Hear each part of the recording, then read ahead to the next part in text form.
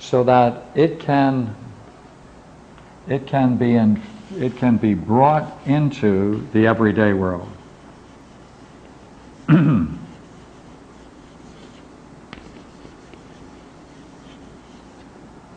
That's the goal.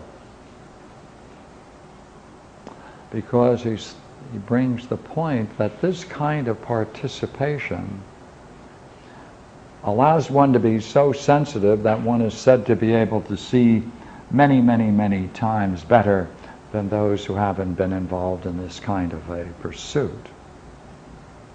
So therefore, in the work that we're going to look at, which is the allegory of the cave,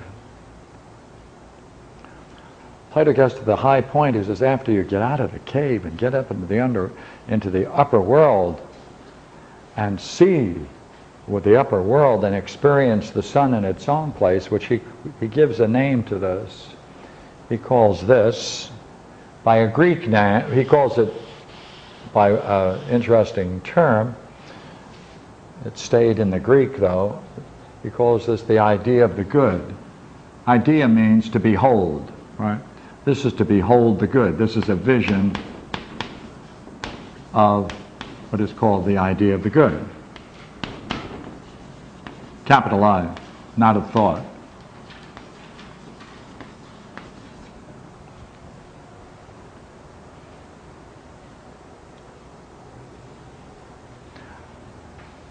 So what we have is a cave-like existence which people are into since their birth, and they take the shadows on the wall of the cave to be their reality. They can't turn, they're fettered, and they must only look ahead. And the shadows that are cast by a fire upward behind them cast light, and so it creates shadows, because between the fire and these people who are called prisoners, there's a raised wall where men carry objects on their heads, and these objects on their head from the projected light causes the shadows on the wall of the cave, and this is our existence. We take this to be our reality, what he calls the realm of appearances. The whole goal then is to get out of here and take a look at the upper world, right? To see the upper world the way it really is. It's so difficult to do that. You have to first, after great difficulty, make this ascent and learn how to see in the upper world by looking at things that are visible by the night, stars, moon, objects in reflected ponds, so we can sharpen our vision. So finally, we can then see the sun during the day and all the objects that are visible to it. That's this. That's this. Now look here. It should end there, but he says, no. They must now return back into the cave. They must return back into the cave and bring about that kind of excellence they've enjoyed in that upper world, and now they have to nurture it, develop it, and share it. And he has a magnificent quote, I think one of the finest quotes from Homer. He said, when you think about someone doing this, he said, he quotes from the Odyssey at this point, and he said, I would much prefer to be the poorest slave to a landless lord than to be the master of all the dead that lie here.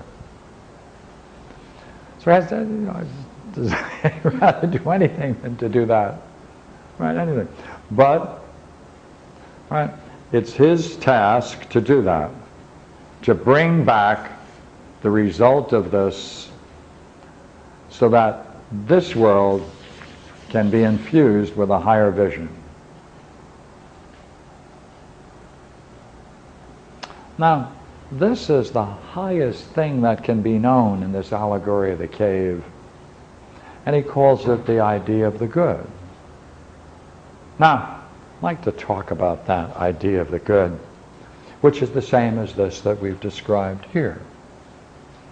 Now,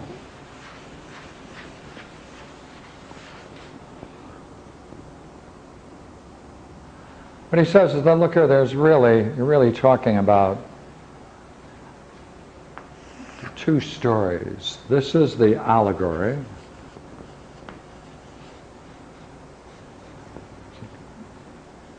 The cave in the upper world.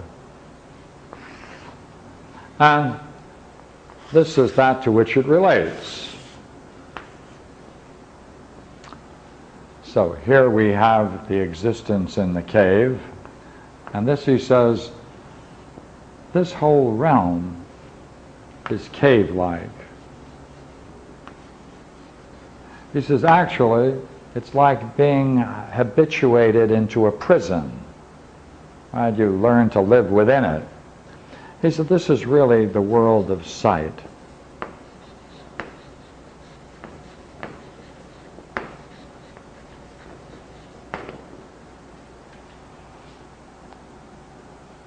And this fire that we had drawn a moment ago, he said, that's firelight. That firelight's sunlight. So here are elements in the cave, allegory of the cave, which have certain correspondences in the world of sight. One is the sun, and the other is sunlight.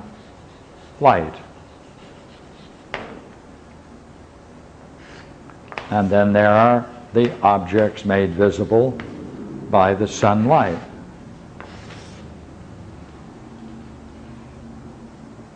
He says, by the way, the upper world is really the world of the mind.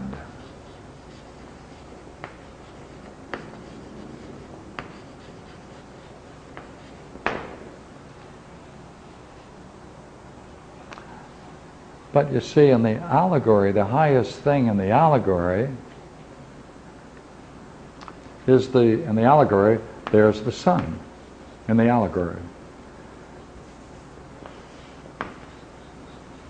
That's equivalent to what we called there, the idea of the good.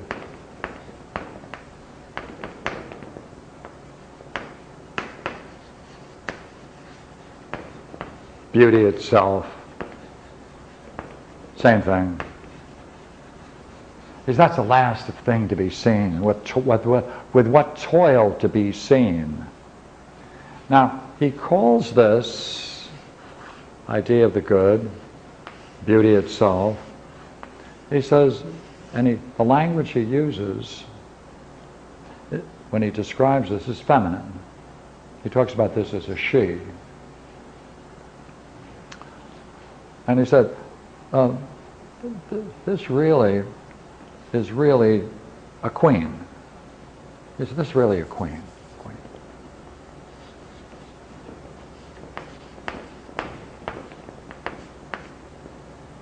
This is really a queen. That's really a queen.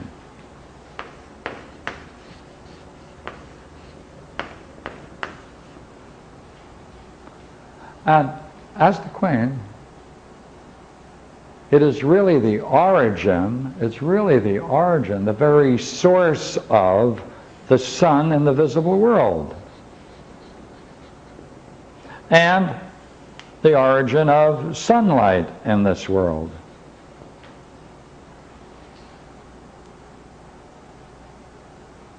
That's, he's saying, this divine luminosity, he said, once experienced, you can infer what that is.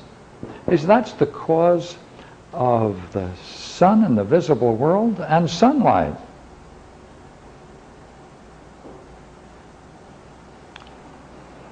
Well, then he calls the sun in the visible world a king.